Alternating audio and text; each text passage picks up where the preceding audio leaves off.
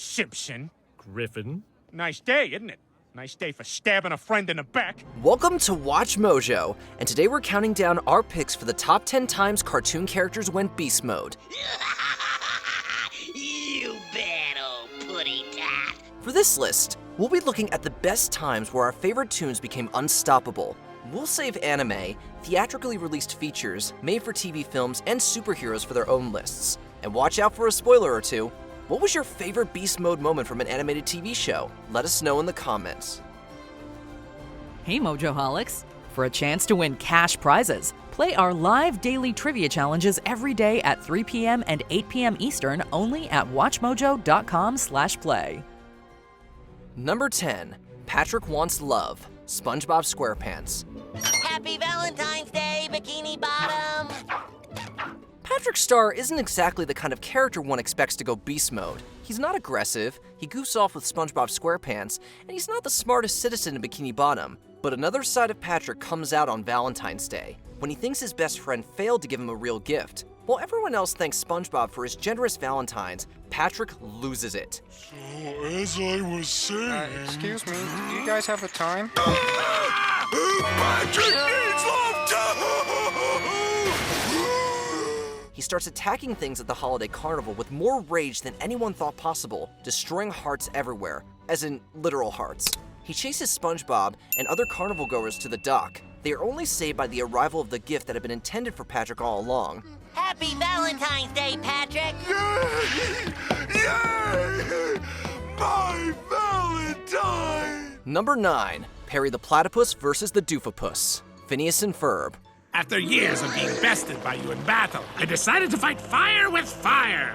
And in both cases, fire means platypus. One of the things you should know about Dr. Doofenshmirtz from Phineas and Ferb is that he never has a chance against Secret Agent Perry the Platypus. Once the pet puts on that hat and becomes Agent P, the bad guy's plans are bound to fail. While the cartoon is mostly about the summertime adventures of the title characters, arguably, these frenemies steal the show. Perry and Dr. D give viewers one fun fight when the scientist becomes the Doofapus. That's right, I am a platypus!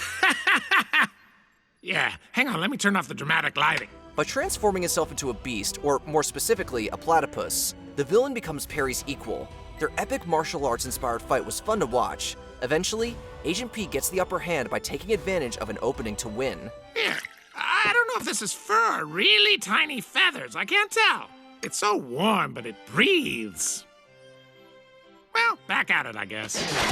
Number 8. Zoidberg Takes Down Bender, Futurama. Oh, that's just the what-if machine I invented. You pose it a what-if question, and it generates a video simulation of what would happen. How did a goober like Dr. Zoidberg achieve a beast mode moment? Well, apparently there's potential under all that dopiness. Bender uses Professor Farnsworth's what-if machine to find out what would happen if he was 500 feet tall. Unsurprisingly, the answer is destroy things. This causes Farnsworth to turn his enlarging ray on Zoidberg to try to stop Bender.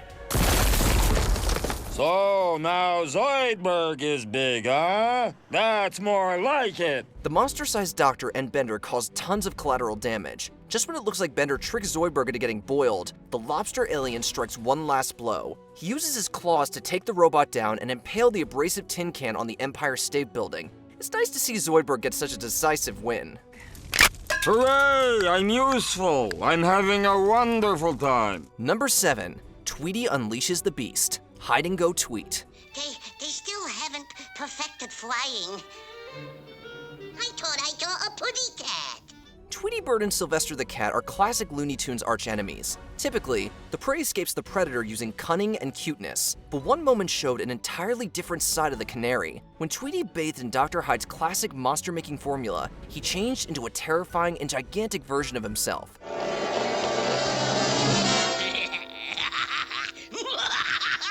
The rest of the short shows him transforming back and forth to torment the would-be predator. When Sylvester catches the canary in his regular form, he's sure he'll finally have the sandwich of his dreams. But when Tweety becomes a monster one last time, it's the cat who narrowly escapes.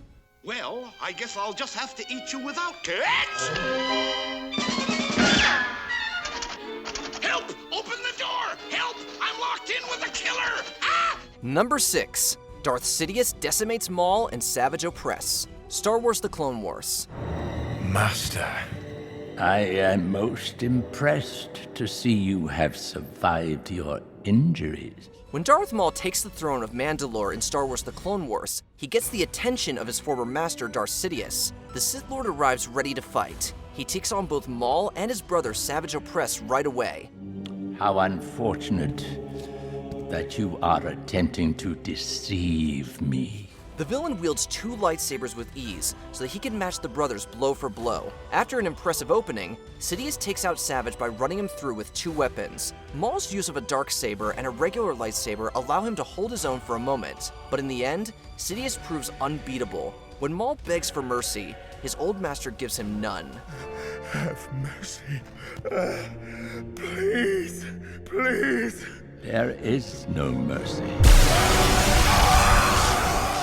Number 5. Wendy Testaburger destroys Eric Cartman. South Park. I'm just trying to engage Wendy in a constructive dialogue about breast cancer awareness, Mr. Garrison. No, you aren't! Wendy, you need to calm down. You're gonna get your boobs all angry and they're gonna start killing everyone. South Park's Eric Cartman is a jerk people love to hate. That means it's pretty satisfying to see him get his comeuppance. This is exactly what happens when Cartman won't stop heckling Wendy Testaburger for raising awareness about breast cancer. At first, Eric manipulates Wendy so she doesn't pummel him into oblivion, but a conversation with the principal convinces her that Eric is an evil that must be destroyed. When you have cancer, you fight, because it doesn't matter if you beat it or not. You refuse to let that fat little lump make you feel powerless. And destroy she does. She knocks his pants off, pushes him into the mud, and all around wipes the floor with him. He ends the fight in need of a doctor and a dentist. She walks away a hero, knowing she gave the tiny terror a true beatdown. No, really. We've always thought you suck. Yeah, nothing's changed. Our opinion of you can't possibly go any lower. Number 4. Rick wipes out the Citadel of Ricks. Rick and Morty. This area is for teleporting the entire Citadel to somewhere else using only buttons and dials. Yeah, well, it's a bad idea to have it designed that way then, isn't it? One could argue that Rick and Morty's Rick Sanchez embodies beast mode. In one of his most impressive feats, the smartest guy in the universe finds himself against numerous versions of himself, and he beats them all. The carnage begins when the scientist transfers his consciousness to several evil Galactic Federation agents. After ruining their days, he goes into the bodies of multiple other Ricks. It's the Citadel of Ricks. All the different Ricks from all the different realities got together to hide here from the government. While in a shiny new shell, the original Sanchez brings the Citadel of Ricks right to the Federation. Since fighting breaks out, the 2 enemy factions take each other out. Rick ends by rescuing his grandkids with a clever ruse. While he starts off as a prisoner, it turns out he was steps ahead of everyone else the entire time. Guess who dismantled the government? Please don't leave me again. I never will, baby. I was right. He turned himself in on purpose. It was all part of his plan. Number 3. Lucky Donald Duck. DuckTales. This place is for no-account freeloaders looking to get something for nothing. In the DuckTales reboot, Donald finds himself pitted against his supernaturally fortunate cousin, Gladstone Gander. A villain of the week, Liu Hai, decides to use the Duck's good luck for himself. The antagonist then lures Scrooge and the family into Liu Hai's casino to hatch a scheme to get Uncle Scrooge's riches. At the House of Lucky Fortune, you are all kings. Oh, good. Street magic. The winner of a race will get to walk away victorious. At one point, Donald almost gives up, but Louie reminds the Elder Duck that he doesn't do that. That's when Donald truly entered beast mode and angrily took on obstacle after obstacle. Well, Gladstone gets distracted by some money, and in the zone, Donald gets the victory. Hey, $20! Where did that come from?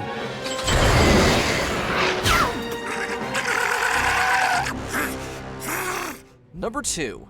Peter Griffin versus Homer Simpson. Family Guy. I am over the Simpsons.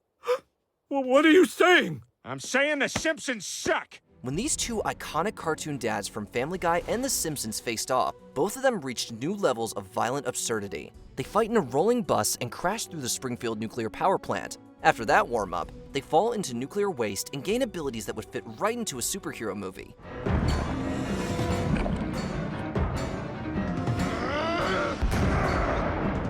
As they fight with more power than they've ever had, the show packs in tons of Easter eggs and callbacks. This epic clash was wonderfully animated and carried a real sense of weight and momentum. We'd love to see these 2 team up again so that we can get another unforgettable scene. Let's just agree to stay a half hour away from each other.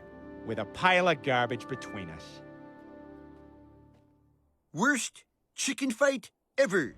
Before we continue, be sure to subscribe to our channel and ring the bell to get notified about our latest videos. You have the option to be notified for occasional videos or all of them. If you're on your phone, make sure you go into your settings and switch on notifications. Number 1. Aang Overwhelms Ozai, Avatar: The Last Airbender.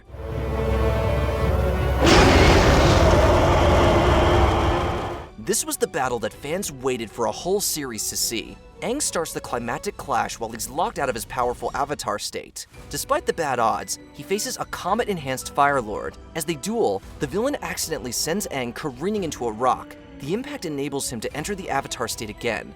Come on out, little boy. You're about to be... Suddenly, it's a much different fight. Aang stuns the villain with impressive displays of bending and otherworldly strength. He becomes so powerful that Ozai stops trying to fight and immediately goes on the defensive. In the end, the Phoenix King realized that all the power in the world couldn't stand up to a fully realized avatar state. What did you do to me? I took away your firebending. You can't use it to hurt or threaten anyone else ever again. Did you enjoy this video? Check out these other clips from WatchMojo, and be sure to subscribe and ring the bell to be notified about our latest videos.